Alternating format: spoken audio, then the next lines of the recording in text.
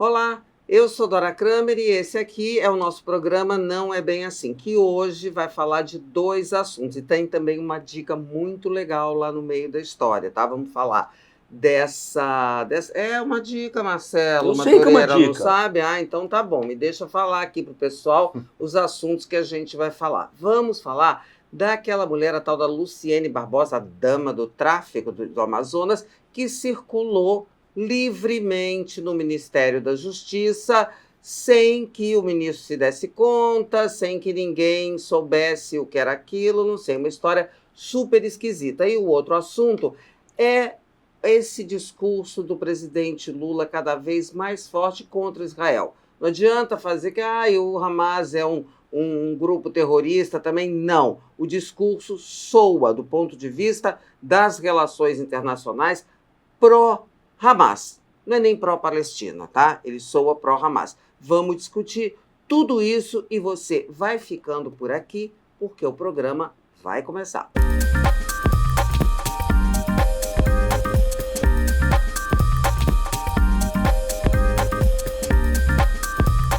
Vamos lá? E este é o programa Não É Bem Assim, com Dora Kramer, Pedro Paulo Magalhães, Márcio Fortes e este aqui que vos fala, Marcelo Madureira. Pois então, dona Dora, o que temos hoje? A Madame Patinhas, apenada há 10 anos já em segunda instância, é useira em vezeira frequentando o Ministério da Justiça. Você acha que a gente tem que explicar para as pessoas? Acho que tem, né? Todo mundo está sabendo o que aconteceu. Madame Patinhas, por quê? Porque o marido dela, que é um traficante cujo nome eu esqueci, Tio está Patinhas. preso. Não, pois é, o apelido é Tio Patinhas, cujo nome eu esqueci, que está preso em Tefé, no Amazonas, por lavagem de dinheiro, associação ao tráfico e organização criminosa. Ela é mulher dele, também condenada pelos mesmos crimes, só que ela responde em liberdade ao processo. O Estadão descobriu isso. O Estadão precisou avisar o ministro da Justiça que em março, abril, essa moça, né, essa senhora, que é presidente da associação, é uma ONG que cuida dos interesses dos presos do Comando Vermelho, tá? Muito bem.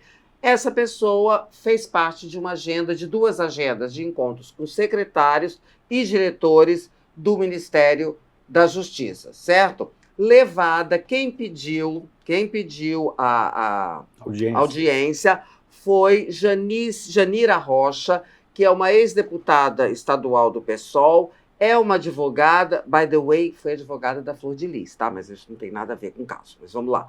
E essa advogada, essa ex-deputada, ela já foi condenada em primeira instância pelo crime de peculato, mais conhecido como rachadinha, né? E ela também a polícia descobriu que ela tem pagamentos, depósitos das contas delas feitas por quem? Pelo Comando Vermelho. Portanto, esse conjunto de informações que eu estou trazendo para vocês, imagino que deveria ser do conhecimento do Ministério da Justiça, das pessoas, secretários e diretores que que receberam Madame Patinhas, como diz aqui o Marcelo Madureira. Concordam que eles deviam saber? De fato, claro que sabiam. Eles só não gostaram de que a opinião pública ficasse sabendo também dessa convivência promíscua que existe no Brasil entre o poder e o Estado e o crime. Que isso não infelizmente, um fenômeno extemporâneo, isolado, não. Isso é endêmico. Isso, aliás, eu vou dar a dica do dia, é essa série da Globoplay, Vale o Escrito, que o centro da trama é a história do jogo do bicho na cidade do Rio de Janeiro. Mas a série é excelente, se não me engano, são só 6 capítulos, mas excelente, porque aí você tem uma ideia de como se organiza, como se articula e como funciona e o nível de violência do crime organizado no Brasil, o nível de organização e o nível de imbricação, de associação do crime com os poderes públicos. Então, é uma coisa que realmente chega a ser chocante. Eu comecei a ver ontem e emendei 3 capítulos de uma vez. Só não vi mais porque eu estava exausto. E eu recomendo fortemente, porque Essas coisas todas acontecem todo dia, o dia inteiro, em todas as repartições públicas, em todos os tipos de delegacias de polícia, de fóruns, o fórum me refiro aos fóruns do Poder Judiciário, né, a ponto, né, de irem comemorar juntos o aniversário, o 80º aniversário do capitão Guimarães. Toda a polícia foi. Toda, quando ele fala toda, é toda mesmo. Toda a polícia compareceu, né, a pedir a bênção do capitão Guimarães. Alguns momentos chega a ser engraçado, mas quando você se dá conta que aquilo é real, cara, é amedrontador.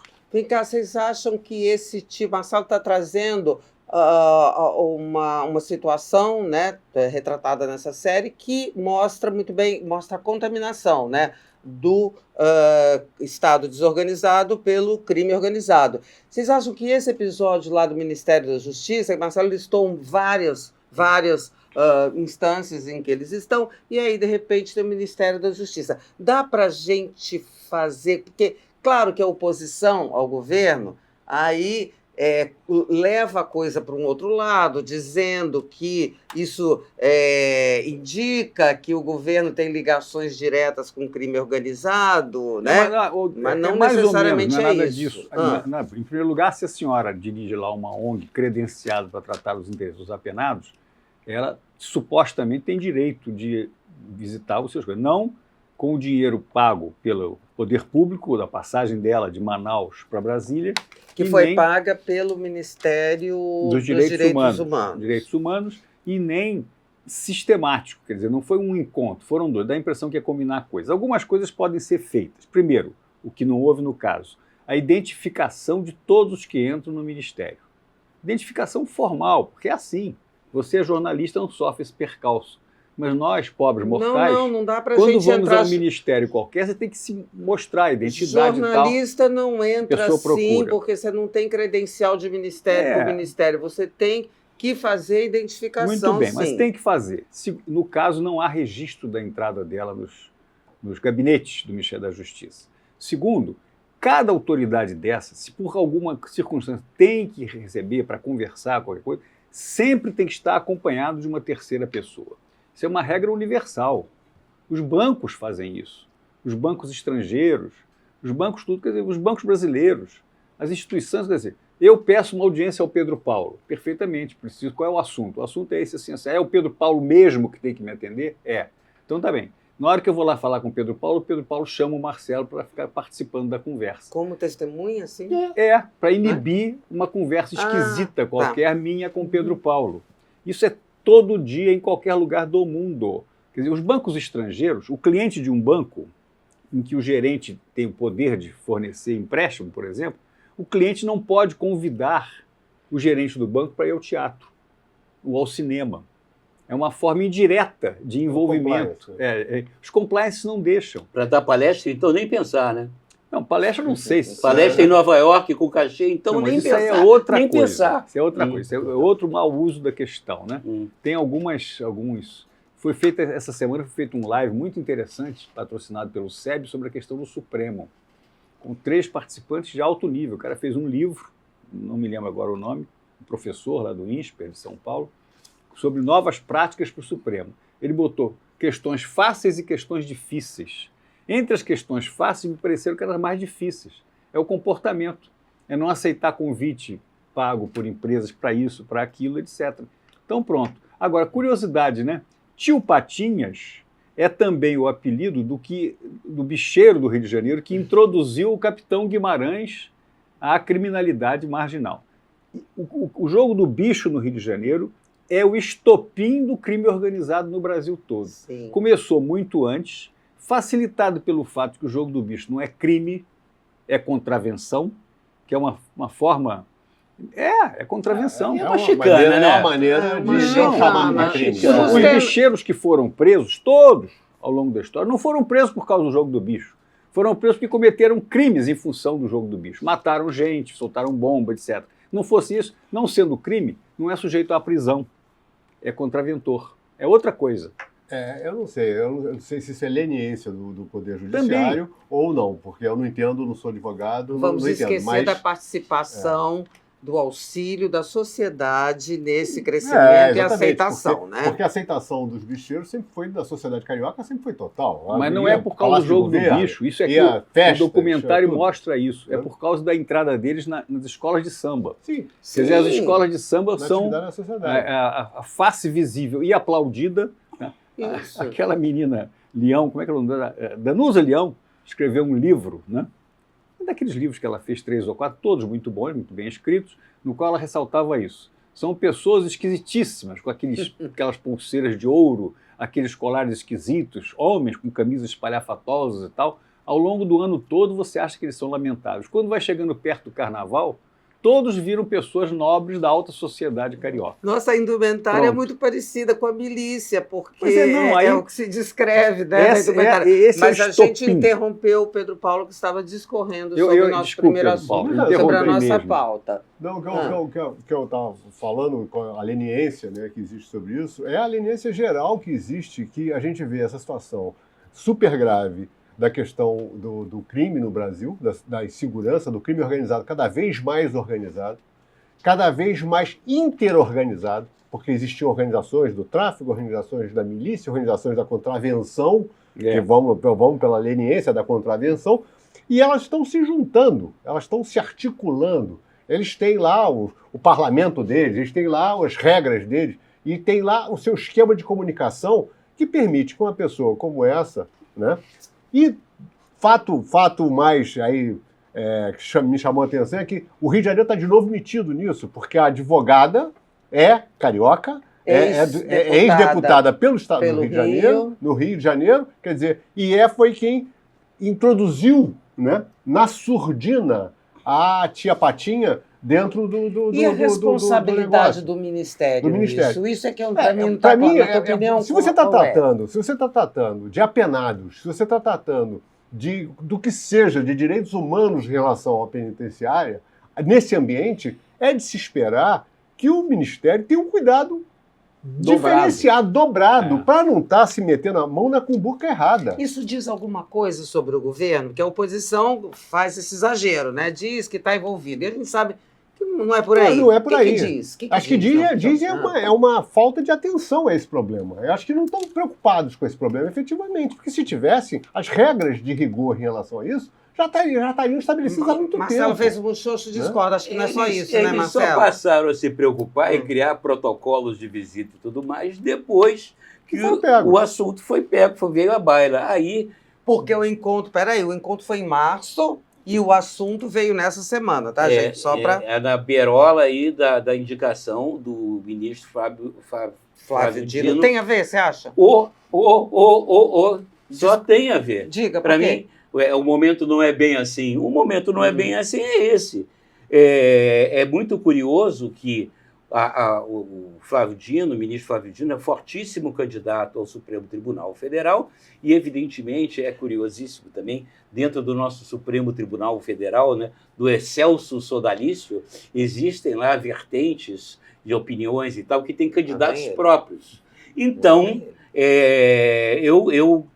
tudo leva a crer que elementos, né, participantes do nosso egrégio do Supremo Tribunal Federal têm como se diz em inglês, leaking, ou, né, plantado ou soprado essa notícia para que justamente fritasse a candidatura do Flávio Dino. Tanto que ele perdeu tração, né? Essa foi uma puxada de tapete daquelas de primeira categoria, né? Daquelas típicas de Brasília.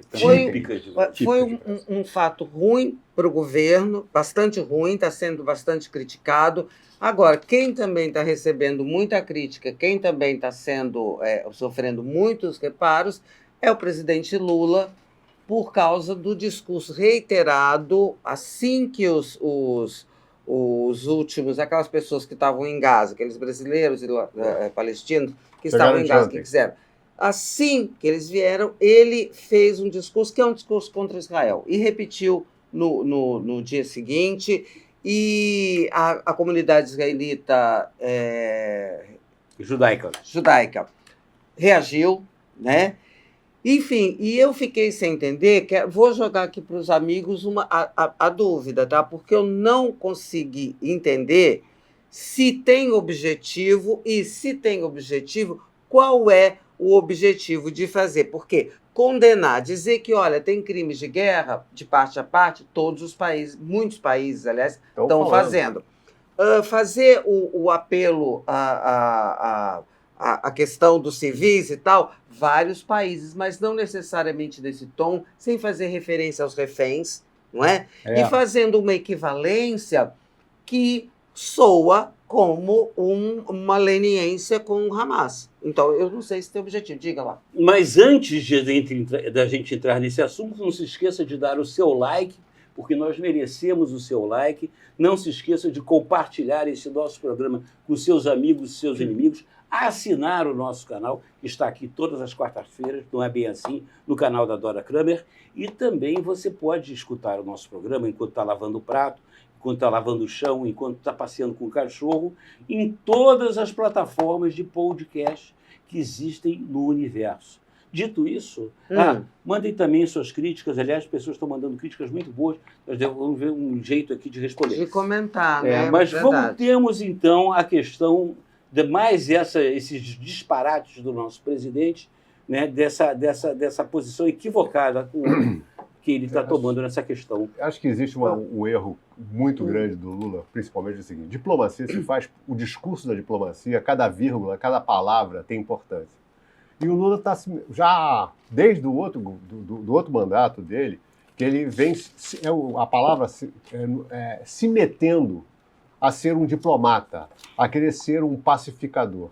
Em todas as iniciativas que ele fez nesse sentido, tudo foi feito e tudo ele paga pela boca, né? Ele exatamente usa a ferramenta da diplomacia de uma maneira errada. Então, no caso, por exemplo, para mim chama a atenção o seguinte: você pegar um grupo terrorista, falar que a ação terrorista do Hamas foi terrorista e resolver relativizar o crime de guerra como sendo terrorista, você está botando tudo no mesmo saco. Você está tentando banalizar. Genocídio também, referência a ele e o Celso Amorim.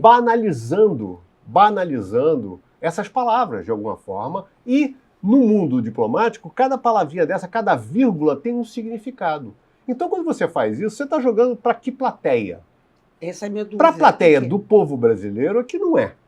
Porque quanto do nosso povo entende o que está acontecendo? Essa guerra é uma guerra, o ambiente desse conflito é complexo, muito complexo.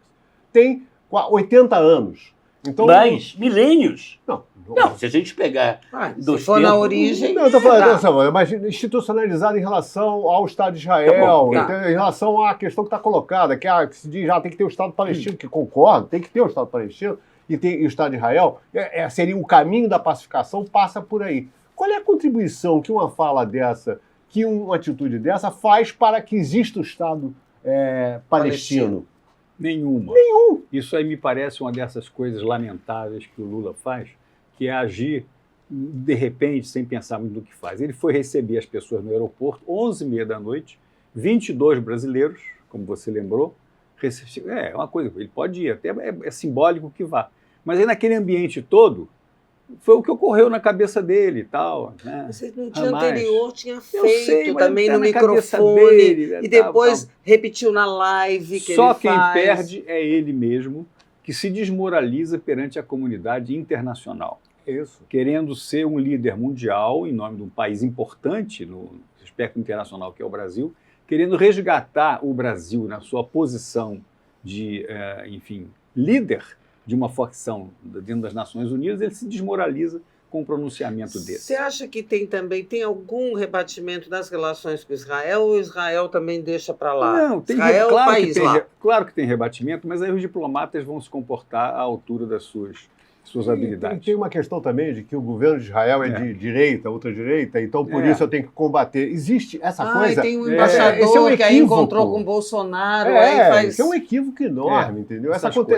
Tentar se contrapor ao Bolsonaro a qualquer custo É isso que está acontecendo. Em qualquer assunto, em qualquer cenário. Em qualquer cenário, está só cevando essa guerra, cevando esse embate. Né? Que não é a coisa mais difícil do nosso tempo em resolver. Isso é pior do que a Guerra Fria, Rússia, União Soviética, Estados Unidos nos bons tempos. O que é pior? É essa questão do Oriente Médio.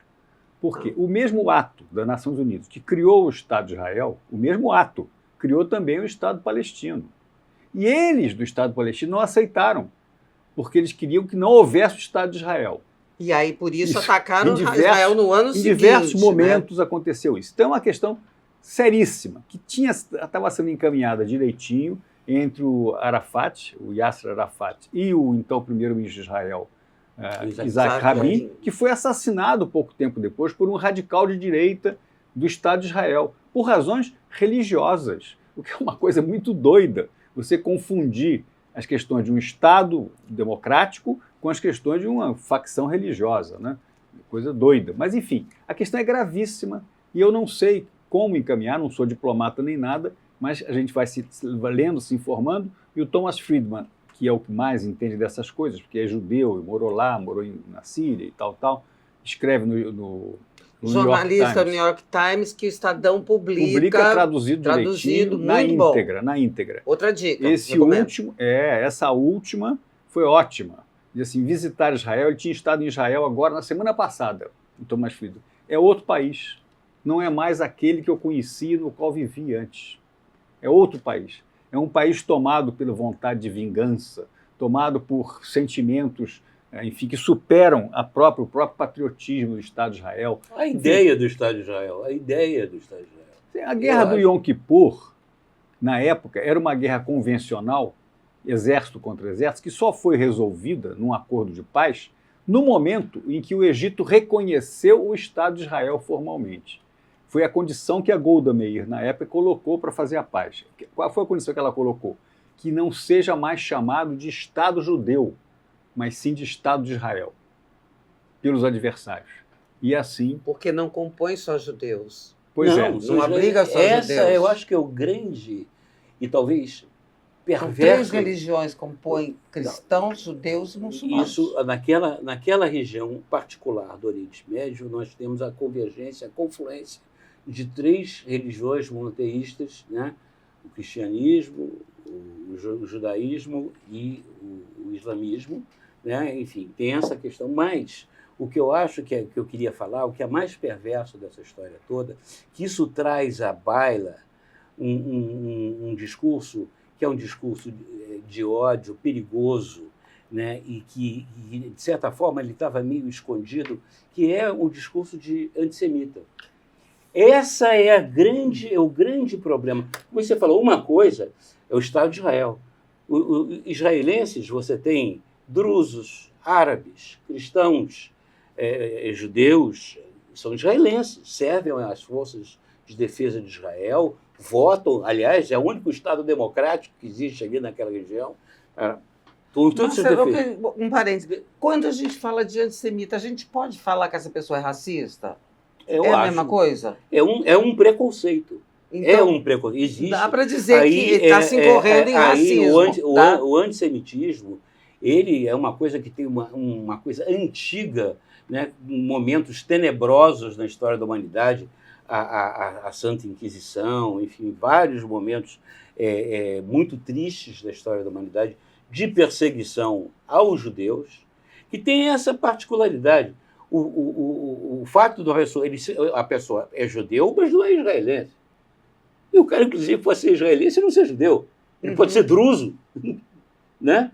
E tem todos os direitos. Ele é israelense. No Líbano, por exemplo, convivem. Ele pode ser cristão, ele pode ser muçulmano, pode ser israelense. Uma coisa curiosa. Agora, aí você vem a discussão, é o que o Pedro Paulo falou, junta-se no mesmo saco uma série de discussões, e o que vem flotando, o que vem à superfície, de fato, é um discurso antissemita que eu acho que é incorporado por uma esquerda absolutamente equivocada. Aí eu recomendo a leitura do artigo do Simon Sebag Montefiore, que é publicada na revista The Atlantic, que é uma das melhores revistas do mundo, que já tem mais de 200 anos, né? Olha, se você não ler inglês é uma pena, mas eu acho que ele saiu traduzido em algum lugar. Procura aí no Google. O Simon Sebag Montefiore é um scholar da Universidade de Oxford, ou Cambridge, não sei. Ele é um excepcional historiador e ele disseca essa questão da Palestina e do Estado de Israel com uma clareza. Apesar, ele é judeu, da família tradicionalista, de banqueiros, inclusive, né, muito antiga, mas sem partidarismo, sabe?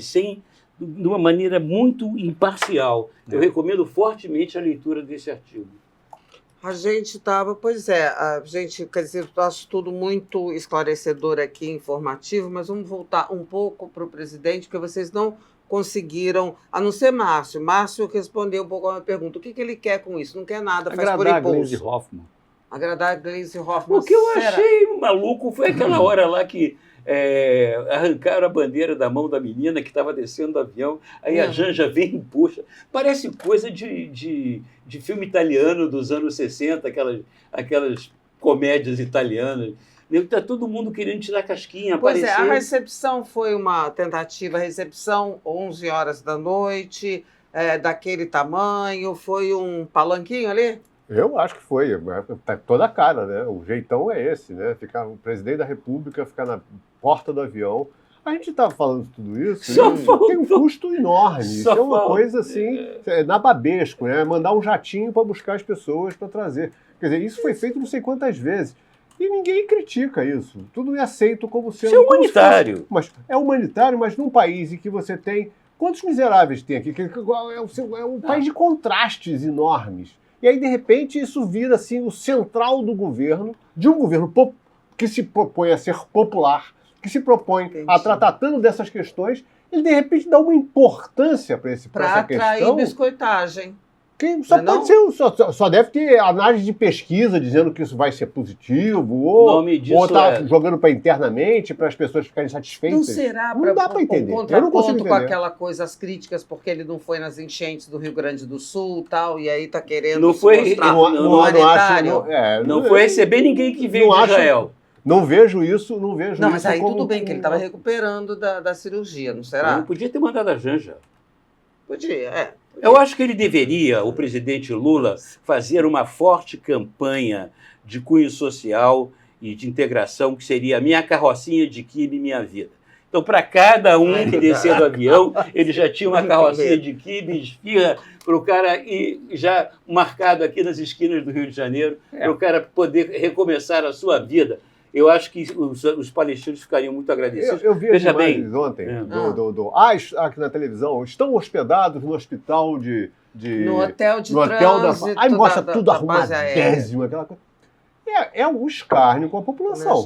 Pensa bem. Eu não achei escárnio com a população, não. Eu acho que é um desses instrumentos menores de, chamar a atenção de que o governo está prestando atenção, está fazendo acontecendo. Muito mal comparando é quando a seleção brasileira chega com a Taça do Mundo, faz aquele escarcéu em Brasília, para o trânsito todo, dá feriado e tal, essas coisas. São instrumentos menores e desprezíveis de acumular. Mas a informação, o futebol atinge a maioria do povo brasileiro. Mas a informação que chega... o conceito de instrumento menor, eu concordo. Eu acho que é uma informação que chega lá ao Palácio do Planalto distorcida por vários aspectos que dá a decisão, vamos receber. Não é para que fiquem os comentaristas, nós jornalistas da televisão, exaltando, já fiz isso, inclusive, exaltando o trabalho da FAB e da diplomacia, que maravilha, o avião é da própria presidência da República, ocupar espaço com o noticiário. Enquanto isso... Não necessariamente algo que tenha um reflexo na população. Eu cheguei a ver, ontem me mandaram esse mais proeminente palestino, brasileiro palestino que desembarcou, Hassan, não sei o que, uma espécie de porta-voz. Um porta-voz, postando um post dele, de um cara com uma estilingue fazendo assim, e embaixo dizendo o seguinte, não está na hora de... estão soltando muita bomba, não está na hora de explodir um ônibus em Israel? Quer dizer, essa pessoa que está ali falando aquelas coisas, posta um negócio desses. E o presidente da República falei várias vezes com ele no telefone. Quer dizer, vem cá. E essa mesma... olha o que o cara está escrevendo. É que o presidente Lula saiu menor do episódio do que entrou. Pronto. E com isso... Por má informação, por improviso excessivo, Isso. por querer agradar não sei quem da própria Gregos base e do troianos que governo, não sabem o que são. e escudado numa questão que ele não domina, nem ninguém domina, que é essa velha questão de palestinos contra israelenses. E com isso, Pronto. eu Não. que sou uma cumpridora de ordens negócio do de judeu Nando também, ali, quero acrescentar mais alguma Ele coisa? está Posso babando. dar uma... Eu só quero reforçar. Quem está babando? O Nando lá, Ah, tá. ele fica lá com um olhar rútilo, uma faca na boca. Mas fala logo seu negócio. Não, eu só quero senão- ressaltar o espírito cristão do povo brasileiro, conservador, católico. Eu fiquei comovido nos jornais hoje, um mineiro, só podia ser mineiro, em Barbacena, que levou a amante à missa. Ele foi com a amante à missa e a mulher, né, a mulher de verdade, o surpreendeu o marido, né, o cunhado, Mulher a família toda. De verdade, não, De verdade, não, De oficial. direita, oficial. Mas olha que coisa bonita. Só em Minas Gerais que um cara leva a amante à missa. Isso é um ato de fé cristã. Isso é que é família. Isso é conservador. E com isso ficamos por aqui nessa semana, te convidando para quarta-feira ver um novo programa. E durante essa semana, ver esse programa, discutir, dar um like, curtir, aquelas coisas todas. E beijinho, abracinho e até mais.